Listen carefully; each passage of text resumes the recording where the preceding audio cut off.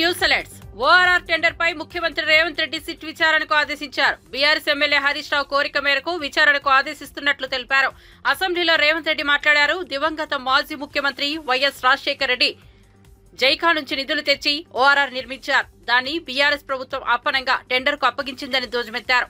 Airport, ORR, IT కంపెనీలను తీసుకొచ్చి హైదరాబాద్ ను విశ్వనగరంగా చేసింది కాంగ్రెస్ అన్నారు. క్రెడిట్ అంతా కాంగ్రెస్ కే దక్కుతుందని తెలిపారు. అంతేకాకుండా ప్రజల అవసరాలు తీర్చాలని, కృష్ణా, గోదావరి నీళ్లు తేవడానికి పీజేఆర్ ఉద్యమాలు చేశారని గుర్తు చేశారు. హైదరాబాద్ కు మెట్రో రైలు తీసుకొచ్చింది కూడా కాంగ్రెసే అని చెప్పుకొచ్చారు. హైదరాబాద్ అంతర్జాతీయ నగరంగా మారడానికి కాంగ్రెస్ కారణమని వివరించారు. మెట్రో రైలు, ఐటీ కంపెనీలు, ఫార్మా కంపెనీలు, శాంతి భద్రతలను కాపాడడం, మత సామరస్యాన్ని పెంపొందించడం, ఇలాంటి ఎన్నో విధానపరమైన నిర్ణయాలు, కఠినమైన నిర్ణయాలు, రోజుకు 24 గంటలు నిరంతర విద్యుత్తు, ఒక్క నిమిషం కూడా పరిశ్రమలకు విద్యుత్ కోతలు ఉండకూడదు, 100% రోజుకు 24 గంటలు, సంవత్సరానికి 365 రోజులు విద్యుత్ సరఫరాను నిరంతరాయంగా అందించినప్పుడే ఈ నగరానికి ప్రపంచ స్థాయి పెట్టుబడులు వచ్చి, పరిశ్రమలు వచ్చి ఈ నగరం అభివృద్ధి చెందుతుంది. ఇక్కడ చదువుకుంటున్న యువతీ యువకులు డాక్టర్లుగా, లాయర్లుగా, ఇంజనీర్లుగా ముఖ్యంగా రాణించాలి అని ఆనాడు ఎన్నో కాలేజీలతో పాటు ఆనాటి ప్రభుత్వం తెచ్చిన ఐఎస్బి కావచ్చు, IIIT కావచ్చు, ఐఐటీలు కావచ్చు, ఇట్లాంటి అంతర్జాతీయ విద్యా సంస్థల్ని తీసుకొచ్చి ఆ సంస్థల్ని పెంపొందించి ఒక క్రీడా స్ఫూర్తిని పెంపొందించాలని క్రీడా స్టేడియంలను కట్టడమే కాకుండా అంతర్జాతీయ స్థాయి క్రీడల్ని నిర్వహించడం ఈ హైదరాబాద్ నగరంలో ఆనాడు ప్రభుత్వాలు తీసుకురావటంటే హైదరాబాద్ నగరం రాణించింది. అందుకే ఈరోజు మనము 2 లక్షల పైచిలకు కోట్ల బడ్జెట్కు చేరినామంటే ప్రధానమైన ఆదాయం ఇదే. వీటితో పాటు జలయజ్ఞంలో భాగంగా తెలంగాణ రాష్ట్రం ఎడారిగా మారిపోతుంది.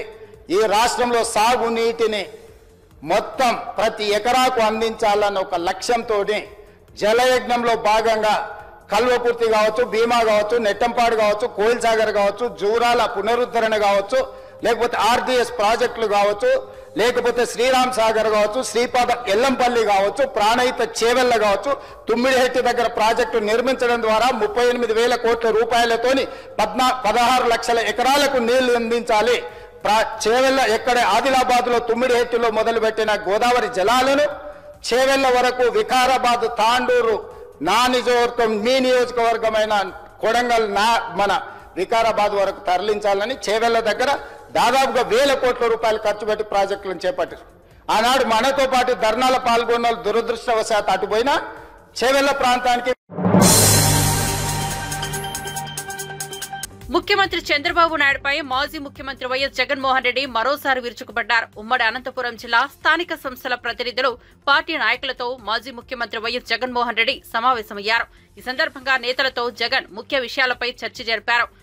6 నెలలు తిరగక ముందే చంద్రబాబు ప్రభుత్వం మీద తీవ్ర వ్యతిరేకత ఉందని, ఇంతటి వ్యతిరేకత గతంలో ఏ ప్రభుత్వం మీద లేదని తెలిపారు. ప్రతి కుటుంబానికి మనం మంచి చేశాం, కానీ చంద్రబాబు అంతకంటే ఎక్కువ చేస్తాడంటూ ప్రతి ఇంట్లో ప్రతి ఒక్కరికి ఒక్క హామీ ఇచ్చారు. మనం కూడా అలాంటి హామీలు ఇద్దామని చాలా మంది నాతో అన్నారు. గడిచిన 5 ఏళ్లలో చరిత్రలో ఎన్నడూ చూడని మార్పులు తీసుకొచ్చాం. ఎన్నికల మేనిఫెస్టోను పూర్తిగా అమలు చేశాం. మేనిఫెస్టోకు పవిత్రత తీసుకొచ్చాం. ప్రతి హామీని తూచా తప్పకుండా అమలు చేశామని మాజీ ముఖ్యమంత్రి అన్నారు. ఎవరు కూడా ఎక్కడా కూడా భయపడతారు. ఏమున్నా కానీ ఢీకొందాం. మీ అందరికీ పార్టీ తోడుగా ఉంటుంది. మీ జగనన్న మీకు అందరికీ అండగా ఉంటాడు. మన సాగునీటి సంఘం ఎన్నికలు జరిగాయి. అది ఎందుకు ఎన్నికలు జరుపుతారో నాకే తెలియదు. ఎన్నికలు జరిగేసరికి ఒక ప్రజాస్వామ్యబద్ధంగా నువ్వు ఎన్నికలు జరిగేట్టుగా అయితే జరపండి ఎన్నికలు. అంతే తప్ప నుంచి నువ్వు నీ రైతులకు, నీ వాళ్లకు మాత్రమే ఎన్ఓసీలు ఇస్తారు, నో డ్యూ సర్టిఫికెట్లు ఇస్తారు. నీకు వ్యతిరేకంగా ఉన్న రైతులు, మామూలు రైతులు, సామాన్య రైతులకు నో డ్యూ సర్టిఫికెట్లు ఇవ్వకూడదు అని చెప్పి నువ్వు డిసైడ్ చేసుకున్నప్పుడు ఎందుకు ఎన్నికలు జరుపుతారు? గ్రామ స్థాయిలో ఇవ్వాల్సిన, సచివాలయ స్థాయిలో ఇవ్వాల్సిన విఆర్ఓలు, సచివాలయ స్థాయిలో ఇవ్వాల్సిన నో డ్యూ సర్టిఫికెట్లు సచివాలయ స్థాయిలో ఇవ్వకుండా మండల స్థాయిలోకి వాళ్ళందరినీ తీసుకొని వెళ్ళి సచివాలయాల్లో ఎవరు విఆర్ఓలు లేకోకుండా మండలాల్లో ఉండేట్టుగా చేసి పోలీసులను కాపలా పెట్టుకొని చేతుల పైకెత్తించి ఎన్నికలంట. ఎందుకు ఎన్నికలు జరుపుతారు? అది జరిగించి ఆ రకంగా ఎన్నికలు బుల్డోజ్ చేసి రైతులందరూ సంతోషంగా ఉండారు అని అంటారు. నిజంగా రైతులు సంతోషంగా ఉండారా లేదా అన్నది తెలియాలి అని అంటే ఒక్కసారి రాజీనామాలు చేసి బయటికి రండి, అప్పుడు అర్థమవుతుంది రైతులు సంతోషంగా ఉన్నారా, రైతులు సంతోషంగా లేరా, పెట్టుబడి సహాయం 20,000 ఏమైందని చెప్పి రైతులు అడుగుతూ ఉండేది అర్థమైంది, ఉచిత పంటల బీమా ఏమైందని రైతులు అడుగుతూ ఉండేది అర్థమవుతుంది, ఆర్బీకేలు ఎందుకు సరిగ్గా పనిచేయడం లేదని చెప్పి రైతులు అడుగుతూ ఉన్నది అర్థమవుతుంది. ఇవన్నీ అర్థం కావాలి అని అంటే ప్రజాస్వామ్యబద్ధంగా ఎన్నికలు జరిగితే అర్థమవుతుంది. కుప్పం ప్రభుత్వ కళాశాల విద్యార్థులతో నిర్వహించిన ముఖాముఖిలో ఏపీ సీఎం చంద్రబాబు సతీమణి నారా భువనేశ్వరి నవ్వులు పూయించారు.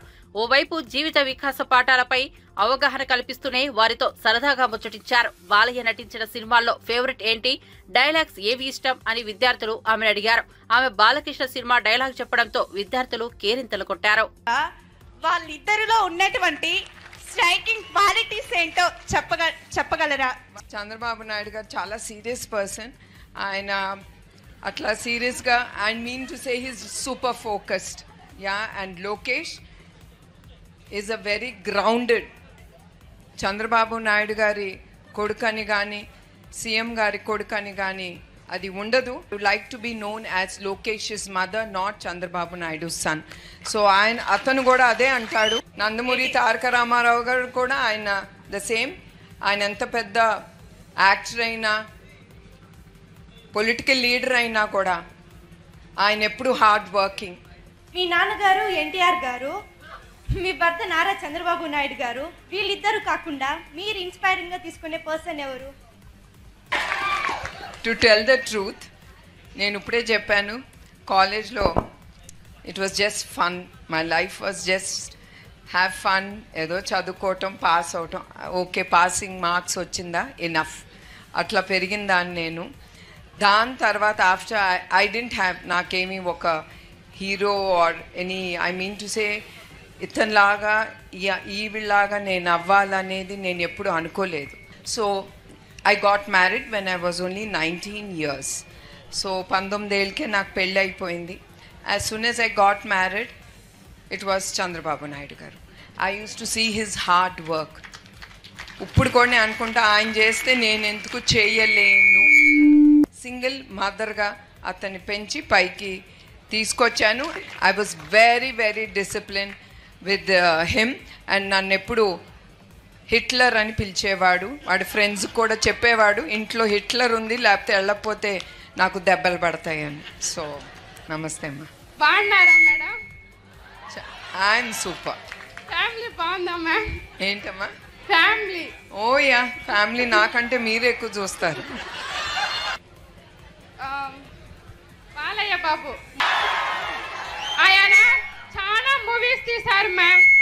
దాంట్లో మీకు నచ్చిన మూవీ ఏది? దాంట్లో మీకు నచ్చిన డైలాగ్ ఏది? ఒక్కసారి మా అందరి కోసం. నేను సినీ రంగంలో పుట్టిన పెరిగిన సినిమాలు చాలా తక్కువ చూస్తాను. బాలకృష్ణ గారిది మీ అందరికి చెప్పాలి, అందరూ అనుకుంటారు ఆయన నా తమ్ముడు అని. I feel very bad. He is not my younger brother, he is my older brother. మా అన్న 2 సంవత్సరాలు పెద్ద. అందరూ వచ్చి మీ తమ్ముడు ఎట్టున్నారు అని అడుగుతారు. I don't like it. అయితే లేదండి, ఆయన మా అన్న, తమ్ముడు కాదని ఎప్పుడు గుర్తు చేస్తూ ఉంటాను. Narasimha Naidu and Samarasimha Reddy, Akhanda, I like Akhanda. ఒక్క డైలాగ్ మా కోసం.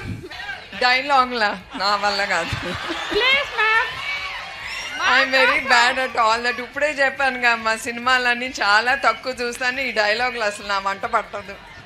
ఇట్లా ఆఫీస్లో లెక్చర్స్ ఇవ్వటం కానీ మీ పిల్లలందరికీ లెక్చర్స్ ఇవ్వ. ఆంధ్రప్రదేశ్ రాష్ట్రంలో అధికారంలోకి వచ్చిన కూటమి ప్రభుత్వం ఈ 6 నెలల కాలంలో ప్రజలకు చేసిన మంచి ఏమీ లేదని మాజీ మంత్రి వైసీపీ నేత రోజా తీవ్ర స్థాయిలో విరుచుకుపడ్డారు. కేవలం వైసీపీ నేతలపై కక్ష సాధింపు చర్యలు తప్ప ప్రజలకు చేసిన మంచి లేదన్నారు. కూటమి ప్రభుత్వ హనీమూన్ కాలం అయిపోయిందని, నీతిమాలిన రాజకీయాలు చేస్తున్న కూటమిని అందరూ ఒక్కటే ఎదుర్కొంటామని మాజీ మంత్రి రోజా పేర్కొన్నారు. తెలుగుదేశం పార్టీ అధికారంలోకి వచ్చిన తర్వాత ఈ 6 నెలల కాలంలో ఈ నియోజకవర్గానికి వాళ్ళు ఏం చేశారు అని అడిగితే ఇలా వైఎస్ఆర్ కాంగ్రెస్ పార్టీకి స్ట్రాంగ్ గా ఉన్న లీడర్లు, పేద ప్రజల కోసం పనిచేసే లీడర్ల ఇంటి ముందు గుమ్మాలు కొట్టడం, వాళ్ళ పొలాలకి అడ్డంగా గోడలు కట్టడం, అలాగే వాళ్ళ మీద తప్పుడు కేసులు పెట్టి పోలీసులతో వాళ్ళని బెదిరించడం, ఇలాంటి నీతిమాలిన చర్యలు చేస్తున్నారే తప్ప వాళ్ళు ఇచ్చిన సూపర్ 6 గాని లేదా మిగతా వాగ్దానాలు గాని ఏవీ నెరవేర్చకుండా ఏ విధంగా ప్రజల్ని మోసం చేశారో ప్రజలందరికీ ఇప్పుడే అర్థం అయిపోయింది. కానీ దురదృష్టం ఏంటంటే ఈ పంచాయతీలో తాగే నీళ్ల దగ్గర నుంచి ప్రజలకి అన్ని అందుబాటులోకి తీసుకొచ్చే సచివాలయం, ఆర్బీకే సెంటర్ అన్ని కూడా ఇక్కడ లీడర్లు వాళ్ళ ల్యాండ్ ఇచ్చి కట్టించి ప్రజలకు అన్ని అందుబాటులోకి తీసుకొచ్చారు. కానీ తెలుగుదేశం గతంలో 14 సంవత్సరాలు అధికారంలో ఉన్న చంద్రబాబు నాయుడు అప్పుడు ఏం చేయలేదు, ఇప్పుడు అధికారంలోకి వచ్చాక ఇప్పుడు కూడా ఏం చేయకుండా వాళ్ళు ఫెయిల్యూర్ అయిన విషయాన్ని కప్పిపుచ్చుకోవడానికి ఈ విధంగా కొంతమందిని టార్గెట్ చేసి వైఎస్ఆర్ కాంగ్రెస్ పార్టీ లీడర్ని వేధించడం, భయభ్రాంతులు చేయాలన్న ఆలోచనతో ముందుకు వెళ్తున్నారు. వాళ్ళు అర్థం చేసుకోవాల్సింది ఒక్కటే, మా నాయకుడు జగన్మోహన్ రెడ్డి గారు భయం అనేది ఆయన బ్లడ్ లో లేదు. ఆయన వెనక పనిచేస్తున్న మేమందరం కూడా జగనన్న సైనికులుగా ముందుకు వెళ్తున్నాం. ఎవరికి భయపడే పరిస్థితి లేదు. ఎందుకంటే వైఎస్ఆర్ కాంగ్రెస్ పార్టీలో మేమెవరు తప్పు చేయలేదు. 5 ఏళ్లు కూడా ప్రజలకి మంచే చేశాం, నియోజకవర్గాలన్నీ అభివృద్ధి చేశాం. ఈ రోజు మీరు మోసంతో అధికారంలోకి వచ్చారు, ఈవీఎంలు మ్యానిపులేట్ చేసి వచ్చారు, ఏ విధంగా సూపర్ 6 అంటూ ప్రజల్ని మోసం చేసి వచ్చారు. మీరు సిగ్గుపడాలి, మేము సిగ్గుపడాల్సిన అవసరం లేదు. కానీ ఈ రోజు టీడీపీ వాళ్ళని హెచ్చరిస్తున్నాం, ఇలాంటి పనికిమాలిన కార్యక్రమాలు మరొకసారి చేస్తే సహించేది లేదు. సంక్రాంతి తర్వాత తెలంగాణలో అర్హులైన కుటుంబాలకు కొత్త రేషన్ కార్డులు ఇస్తామని మంత్రి ఉత్తమ్ కుమార్ రెడ్డి ప్రకటించారు. రాబోయే 2 నెలల్లో రేషన్ దుకాణాల్లో దొడ్డు బియ్యం స్థానంలో సన్న బియ్యం అందిస్తామని స్పష్టం చేశారు. పీడీఎస్ బియ్యంతో వ్యాపారం, ట్రాన్స్పోర్ట్, రీపాలిషింగ్ చేసిన కఠిన చర్యలు తీసుకుంటామని మంత్రి హెచ్చరించారు. రేషన్ డీలర్స్ కి ఇన్సూరెన్స్ విషయంలో కూడా ప్రభుత్వం ఆలోచన చేస్తుంది. ఇల్లీగల్ పీడీఎస్ ట్రేడింగ్ అనేది ఇది జరుగుతున్న మాట వాస్తవం. ఎందుకంటే ఇప్పటి వరకు ఏదైతే రేషన్లో మనం ఇస్తున్నామో అది కోర్స్ గ్రెయిన్స్, దొడ్డు బియ్యం, దాని కన్జంప్షన్ తక్కువై మరి అది బ్లాక్ మార్కెట్లోకి వచ్చి రీపాలిషింగ్ అయ్యి రకరకాలుగా జరుగుతుంది. ఇటువంటి ఇల్లీగల్ ప్రాక్టీసెస్ తగ్గించడానికి, అదేవిధంగా నిరుపేదలందరికీ, బీపీఎల్ ఫ్యామిలీస్ అందరికి కూడా సరి అయిన మరి రైస్ ఇవ్వడానికి ముఖ్యమంత్రి గారు క్యాబినెట్ తీసుకున్న ఒక విప్లవాత్మక నిర్ణయం ప్రకారం మేము ఇంకో 1-2 నెలల్లో అందరికీ ఇప్పుడైతే ఏదైతే 6 కిలోల బియ్యం ఎవ్రీ ఇండివిజువల్కి ఉచితంగా ఇస్తున్నామో అది ఇప్పుడు కోర్స్ గ్రెయిన్స్, దొడ్డు బియ్యం ఇవ్వడం జరుగుతుంది. అది మొత్తం రాష్ట్రంలో అందరికి కూడా సన్న బియ్యం ఇచ్చే ప్రక్రియ మొదలు పెట్టబోతున్నాము 1-2 మంత్స్లో. అదేవిధంగా రైస్ మిల్లర్లు కానీ ఎవరైనా సరే, ట్రాన్స్పోర్టర్స్ కానీ పీడీఎస్ రైస్ ఎవరైనా దాని మీద వ్యాపారం చేయడం కానీ, ట్రాన్స్పోర్ట్ కానీ మరి దాన్ని రీవర్క్ చేసి రీపాలిషింగ్ చేస్తే వాళ్ళ మీద చాలా కఠినమైన చర్యలు తీసుకుంటున్నాం. గౌరవ ముఖ్యమంత్రి గారు క్యాబినెట్ తీసుకున్న నిర్ణయం మేరకు ఈ సంక్రాంతి తర్వాత రాష్ట్రంలో ఎంతమంది బీపీఎల్ కుటుంబాలు ఉన్నారో, ఎంతమందికి ఎలిజిబిలిటీ ఉందో అందరికీ రేషన్ కార్డు ఇవ్వబోతున్నామని చెప్పి నేను మనవి చేస్తున్నాను. ఈ మధ్య అంటే పోయిన ప్రభుత్వంలో ఒక 4,000 కొత్త తండాలు గ్రామ పంచాయతీలుగా ఏర్పడ్డాయి. అక్కడ ఎక్కడెక్కడైతే వయబిలిటీ ఉంటుందో తప్పనిసరిగా కొత్త రేషన్ షాప్స్ ఇస్తాము. కానీ మా అనుభవం ఏంటంటే మరీ ఎక్కువ రేషన్ షాప్స్ ఇచ్చినా ఉన్న వాళ్ళకి ఒక్కొక్కరికి వాళ్ళ దగ్గర ఉన్న రేషన్ తగ్గిపోయి వయబిలిటీ కావడం లేదు. సో అందుకోసమే మరి మేము ఎక్కువ రేషన్ షాపులు ఇవ్వడానికి మాకు ఎటువంటి ప్రాబ్లం లేదు. కానీ రేషన్ షాప్ ఎవరికైతే ఇస్తామో వాళ్ళకి వయబిలిటీ ఉండే విధంగా కూడా చూసుకోవాల్సిన అవసరం ఉంది. కాబట్టి అది పరిశీలన చేస్తున్నామని చెప్పి మనవి చేస్తూ స్పీకర్ గారికి ధన్యవాదాలు. తిరుమల శ్రీవారిని పలువురు రాజకీయ ప్రముఖులు దర్శించుకున్నారు. లక్షద్వీప్ గవర్నర్ ప్రఫుల్ కోడా పటేల్, తెలంగాణ మాజీ మంత్రులు శ్రీనివాస్ యాదవ్, శ్రీనివాస్ గౌడ్, ఎమ్మెల్యే పుట్టా సుధాకర్ యాదవ్ వీఐపీ ప్రారంభ విరామ దర్శన సమయంలో వేరువేరుగా స్వామివారి సేవలో పాల్గొన్నారు. టీటీడీ ఆలయ అధికారులు వారికి స్వాగతం పలికి దర్శన ఏర్పాట్లు చేశారు.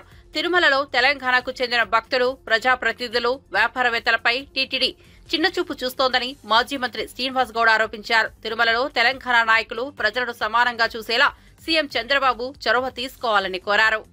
టీటీడీ పాలక మండలి కూడా, ఎందుకంటే ఏర్పడిన తర్వాత ఎలాంటి డిఫరెన్స్ లేకుండా దర్శనాలు అన్నీ జరిగినాయి. కానీ ఈరోజు ఇక్కడ పరిస్థితి చూస్తుంటే తెలంగాణ సామాన్య ప్రజలకు కానీ, తెలంగాణ రాజకీయ నాయకులకు కానీ, తెలంగాణ సంబంధించినటువంటి వ్యాపారవేత్తలకు కానీ ఇక్కడ కొంత డిఫరెన్సెస్ అనేది కనిపిస్తూ ఉంది. ఇది మంచి పరిణామం కాదు. ఎందుకంటే టీటీడీ పాలక మండలి అంటే మాకు గొప్ప గౌరవం. దేవుడు, తిరుపతి దేవుడు అంటే మాకు ప్రపంచానికి దేవుడు. ఈ ప్రాంతంలో ఉన్నంత మాత్రం ఈ ప్రాంతం మాది అని దేవుని విషయంలో అనుకుంటూ వెళ్ళలేదు. అలా చేస్తే దేవుని కూడా కోపం వస్తుంది. తెలంగాణ ప్రజలకు, ఆంధ్ర ప్రజలకు, తెలంగాణ నాయకులకు, ప్రజాప్రతినిధులకు, ఆంధ్ర నాయకులకు, వ్యాపారవేత్తలకు ఈక్వల్గా ఉండాలి. ప్రజలకు, రాజకీయ నాయకులకు కానీ, వీఐపీలకు కానీ, మామూలులకు కానీ, వ్యాపారవేత్తలకు కానీ, భక్తులకు మాత్రం భేదం కనిపిస్తూ ఉంది. అనుభవజ్ఞుడైనటువంటి ముఖ్యమంత్రి గారు మరి దీన్ని సరిచేయాల్సిన బాధ్యత ఉంది. మేము ఏనాడైనా ఈ 10 సంవత్సరాల కాలంలో ఏనాడైనా మేము ఆంధ్ర వాళ్ళ ప్రజలను కానీ, ఆంధ్ర వ్యాపారస్తులను కానీ, మేము హైదరాబాద్లో కానీ, తెలంగాణలో కానీ ఏనాడైనా భేదాభిప్రాయం చూసినామా? ఆంధ్రప్రదేశ్ ఉన్నప్పుడు కూడా తెలంగాణలో ఎక్కడ నీళ్లు ఉంటే, ఎక్కడ కాలువలు ఉంటే, ఎక్కడ నీళ్లు ఉంటే, ఎక్కడ కాలువలు ఉంటే అక్కడ ఆంధ్ర వాళ్ళు వచ్చి వ్యవసాయం చేసేది. ఎప్పుడు కూడా వాళ్ళను భేదాభిప్రాయం చేయలేదు. సరే వాళ్ళు పని చేసుకుంటున్నారులే అనుకొని మేము అనుకున్నాం. కానీ ఇంత డిఫరెన్సెస్ ఉంటామని ఇప్పుడు చూస్తున్నాం 10 ఏళ్ళ తర్వాత. ఇది మంచిది కాదు. ఈరోజు మేము హైదరాబాద్లో కానీ, తెలంగాణలో టీటీడీ వాళ్ళకు కళ్యాణ మంటపాలు కానీ, గుళ్ళకు కానీ ఎన్నో ప్లేస్ ఇచ్చి, అంటే మాకు గొప్ప సంకల్పంగా భావిస్తాం. టీటీడీ వాళ్ళ కళ్యాణ మంటపం కడుతారంటే గొప్ప అదృష్టంగా భావిస్తాం. టీటీడీ కూడా వచ్చిందంటే ఉంది. కానీ ఇక్కడ అసలు రూమ్స్ అడిగితే పట్టించుకునే వాళ్ళు లేరు. దర్శనం కాడ చాలా ఇబ్బంది పడతాం. సరి చేసుకోవాలి. ఎందుకంటే మనము అన్ని రాష్ట్రాలు వేరు, మన 2 రాష్ట్రాలు వేరు. మనకు రక్త సంబంధం ఉన్న రాష్ట్రం ఇది కోరుకోరు. కనుక కలిసిమెలిసి అందరూ ఉండడానికి బాధ్యత. ఇది చాలామంది చెప్పారు, బాధల నుంచి కూడా వెళ్ళిపోతారు అన్నమాట. ఇది చెప్పకుండా ఎవరు చెప్పకుండా పోతే, సరి చేసుకోకపోతే అక్కడ హైదరాబాద్లో కూడా ఇబ్బంది వస్తుంది. మాకు ఇప్పుడు అనిపిస్తుంది, నాకు అనిపిస్తుంది. నేను ఆ రోజు రాష్ట్ర విభజనలో ఒక ప్రముఖంగా కేసీఆర్ గారు ఎంబడి కావచ్చు, అన్ని పార్టీలు ఎంబడి అందరూ కూడా ఎవరెవరైతే పార్టిసిపేట్ వాళ్ళ ఎంబడి ఉన్న వ్యక్తిగా, మేము ఒక ఉద్యమాన్ని నడిపిన వ్యక్తిగా ఈరోజు మాకు అనిపిస్తుంది, అరే మనం ఒక్కనాడు డిఫరెన్స్ చూపోతుంది. ఇలా ఏం మనం తెచ్చిన గవర్నమెంట్లో హైయెస్ట్ వాళ్ళు కాంట్రాక్ట్ వాళ్ళే, పదవులు అనుభవించిన వాళ్ళు ఎక్కువ శాతం ఇది ఆర్థికమైనటువంటివి. తెలంగాణ అసెంబ్లీలో బీఆర్ఎస్ నేత హరీష్ రావు, కాంగ్రెస్ నేత రాజగోపాల్ రెడ్డి మధ్య తీవ్ర వాగ్వాదం చెలరేగితే హరీష్ రావు అనుచిత వ్యాఖ్యలు చేశారంటూ రాజగోపాల్ రెడ్డి మండిపడ్డారు. హరీష్ క్షమాపణ చెప్పాలని డిమాండ్ చేశారు. తన పట్ల వాడిన పదం అభ్యంతరకరంగా ఉందని, అందుకు కాంగ్రెస్ సభ్యులే తనకు క్షమాపణ చెప్పాలని హరీష్ రావు అన్నారు. నేను అన్నోళ్ళే అన్నా, అనకపోతే లేదు. నన్ను ఎవరన్నా అంటే వాడిని నేను అన్నా, అనకపోతే లేదు. రైట్. బట్టి విక్రమార్క గారు చెప్పిన దాన్ని చెప్తూ అబద్ధాలని చెప్పే ప్రయత్నం చేశారు. బట్టి విక్రమార్క గారు మాట్లాడుతూ ఫామ్ వినాలి సార్. శ్రీధర్ బాబు గారు కూర్చోండి, నేను విడ్రా చేసుకున్నా కదా, ఇంకేంటి? దొంగ అనే పదాన్ని ఎక్స్ప్లెయిన్ చేయండి, యూజ్లెస్ ఫెలో అనే పదాన్ని ఎక్స్ప్లెయిన్ చేయండి. నాకు అభ్యంతరం లేదు. దాన్ని ask them to SIT down. నేను విడ్రా చేసేసినది అట్లా ఇయ్యారు సార్. మినిస్టర్కి ఇస్తారు. మీరు మినిస్టర్ ఇంకా రాజగోపాల్ రెడ్డి గారు, నువ్వు హోమ్ మినిస్టర్ ఇంకా ఇస్తారులే, నీకు మైక్ ఇప్పుడు ఎలిజిబిలిటీ లేదు, కూర్చోండి దయచేసి. మీరు హోమ్ మినిస్టర్ కావాలి రాజగోపాల్ రెడ్డి గారు, కూర్చోండి. I wish you should become home minister. Please SIT down. Sir speaker sir, సభను ఆర్డర్లో పెట్టని మాట్లాడండి sir. Ask them to sit down, please. Please, కూర్చోండి, please. Sir, ask them to sit down, sir, please. Sridhar Babu గారి పద్ధతి కాదు సార్. సభ నడిపే పద్ధతి ఇది కాదు సార్. సభ నడిపే పద్ధతి ఇది కాదు సార్. Sir please. అంత సీనియర్ సభ్యుడు ఎల్ఏ మినిస్టర్గా పనిచేసిన అంటుండు. నాకు వ్యక్తిగతంగా దగ్గర మిత్రుడు, అది వేరే విషయం, పక్కన పెడదాం. కానీ ఆన్ రికార్డ్ మైక్లో ఒక సభ్యుని యూజెస్ ఫెలో అనేది అధ్యక్ష. అంటే మీరు ఏంది అంటే మీరు ఈ అసెంబ్లీ తెలంగాణ ఇచ్చిన కాంగ్రెస్ పార్టీ ప్రజలు ఆశీర్వదించి మీ ప్రభుత్వాన్ని చక్కగా ముఖ్యమంత్రి గారి నాయకత్వంలో మా డిప్యూటీ సీఎం నాయకులు మంచి పనులు చేస్తుంటే మీకు జీర్ణించుకోలేదు. ఏమవుతుంది? అరే ప్రజలు వింటున్నారు అధ్యక్ష. తెలంగాణ ప్రజలు కొట్లాడిన తెలంగాణ రాష్ట్రం తెచ్చుకున్నది ఆత్మగౌరవం కోసం. అటువంటి ఆత్మగౌరవం కోసం ఆంధ్ర ప్రజలు, ఈ తెలంగాణ ప్రజలు తెలంగాణ రాష్ట్రం నడపలేరు ఉన్నారు. కానీ ఈరోజు మీరు ఏమనుకున్నారు?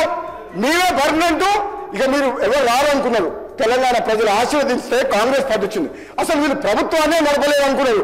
బ్రహ్మాండంగా ప్రభుత్వం నడిపి కాంగ్రెస్ పార్టీ ముఖ్యమంత్రి గారి నాయకత్వంలో బ్రహ్మాండంగా మంచి పనులు చేస్తుంటే జీర్ణించుకోలేక అసహనంతో ఒక సభ్యుని పట్టుకొని యూజ్లెస్ ఫెలో అని అంటున్నారంటే క్షమాపణ చెప్పాలి అధ్యక్ష.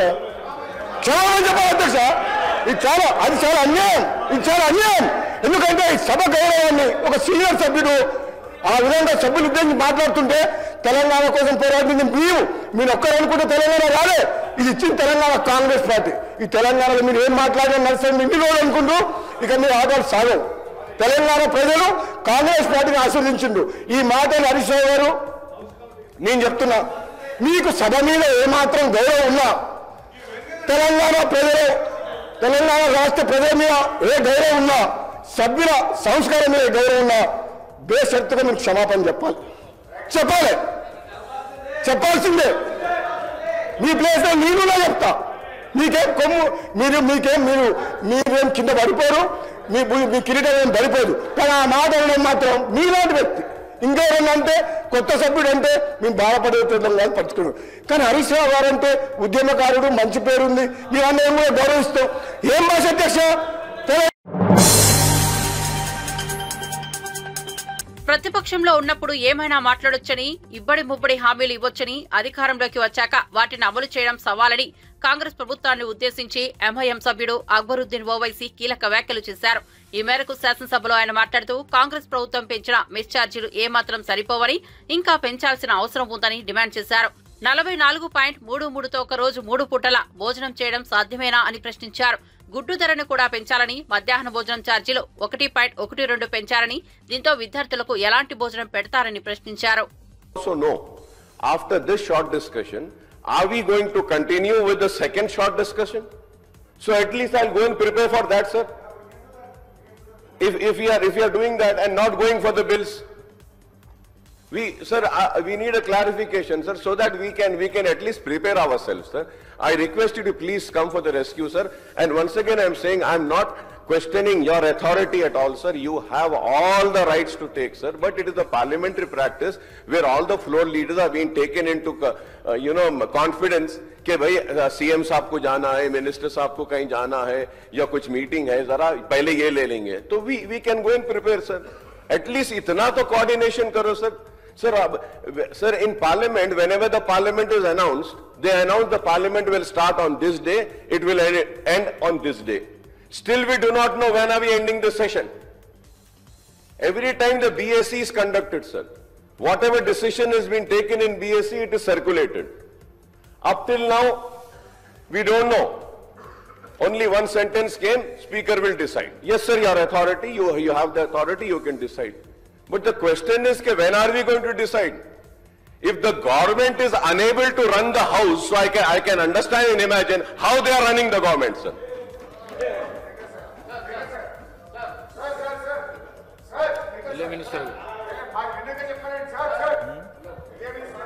మీ గురి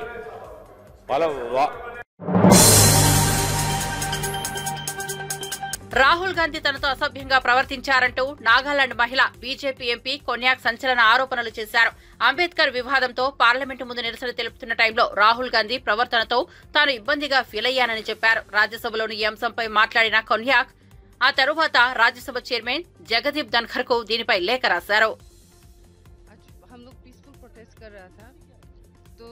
leader of opposition Shri Rahul Gandhi ji बहुत क्लोज प्रॉक्सिमिटी में आके I also did not feel comfortable, अच्छा नहीं लगा। फिर वो ही स्टार्टेड शाउटिंग। ये ऐसे नहीं होता है, क्योंकि हम लोग प्रोटेस्ट जब करते साइड में कॉर्डन ऑफ करके सिक्योरिटी पर्सनल से वो जाने के लिए जगह बनाया था, तो हम लोग वहाँ प्रोटेस्ट कर रहा था, वो आके बहुत क्लोज प्रॉक्सिमिटी में वो ऐसे थ्रेटनिंग पोस्ट में। ऐसे नहीं है कि हम खुद को प्रोटेक्ट नहीं कर सकते, लेकिन वो नियम नहीं है, तरीका नहीं है संसद का। तो इस आज जो हुआ है बहुत दिल दुख हुआ है, अच्छा नहीं लगा। ऐसे नहीं होना चाहिए, क्योंकि एक संसद को एक रिस्पेक्ट देता है, एक हिसाब देता है। हम लोग कोई आता है तो हम लोग बैठ जाते हैं, साइड करते हैं। तो ऐसे हम लोग जब प्रोटेस्ट कर रहा था आगे आके, वो ग्रुप में था तो आगे आके ऐसे थ्रेटन करना वो अच्छा नहीं लगा। आज एसटी हूँ, नागालैंड से हूँ, और ये महिला संसद के साथ जो है वो अच्छा नहीं लगा, इसलिए मैंने कंप्लेन भी दिया है चेयरमैन को, उसका प्रोटेक्शन सीख करके। కేంద్ర కేబినెట్ నుంచి అమిత్ షాను తొలగించాలని మంత్రి పొన్నం ప్రభాకర్ డిమాండ్ చేశారు. అంబేద్కర్ పై చేసిన వ్యాఖ్యలకు ఆయనపై ఎస్సీ ఎస్టీ కేసులు నమోదు చేయాలన్నారు. రాజ్యాంగ నిర్మాతను బీజేపీ అవమానిస్తే బీఆర్ఎస్ ఎందుకు మౌనంగా ఉందని ప్రశ్నించారు. అంబేద్కర్ పై బీజేపీ వైఖరిని కేంద్ర మంత్రులు కిషన్ రెడ్డి, బండి సంజయ్ చెప్పాలని డిమాండ్ చేశారు. అదాని వ్యవహారంలో బీఆర్ఎస్ వైఖరి ఏంటని ప్రశ్నించారు. అంతకుముందు అసెంబ్లీ ప్రాంగణంలోని అంబేద్కర్ విగ్రహం వద్ద కాంగ్రెస్ నాయకులు ధర్నా నిర్వహించారు. టీపీసీసీ చీఫ్ మహేష్ కుమార్ గౌడ్ ఆధ్వర్యంలో నిర్వహించిన నిరసన కార్యక్రమంలో మంత్రి జూపల్లి కృష్ణారావు, ఆ పార్టీ ఎమ్మెల్యేలు, ఎమ్మెల్సీలు పాల్గొన్నారు. అమిత్ షా క్షమాపణలు చెప్పాలని నేతలు డిమాండ్ చేశారు. मुझसे डॉक्टर बाबा साहेब अम्बेडकर के बारे में जो बात आया है, तेलंगाना में पूरा दलित ऑर्गेनाइजेशन, पूरा वीकर सेक्शन पुलिस केस लगाएंगे, उसके ऊपर एससी एसटी केस बुक होना चाहिए। और साथ में हम ये डिमांड करते हैं कि बीजेपी नरेंद्र मोदी से उसको इमीडिएटली तुरंत बरतरफ करो, क्योंकि इस देश की अवमान हुआ। राज्यांग जो कॉन्स्टिट्यूशन का जो निर्माता है डॉक्टर बाबा साहब अम्बेडकर का अवमान हुआ है, उसके लिए हम तेलंगाना कांग्रेस पार्टी का लेजिस्लेटर्स पूरा यहाँ प्रोटेस्ट किया है। हमारा सिंगल डिमांड है, अमित शाह को तुरंत बरतरफ करो। और कल हमारा चीफ मिनिस्टर ने जैसा बोला है, अमित शाह का बॉडी का अदानी का दोस्तानी के ऊपर जेपीसी डालने का, उसमें टीआरएस पार्टी का स्टैंड क्या है।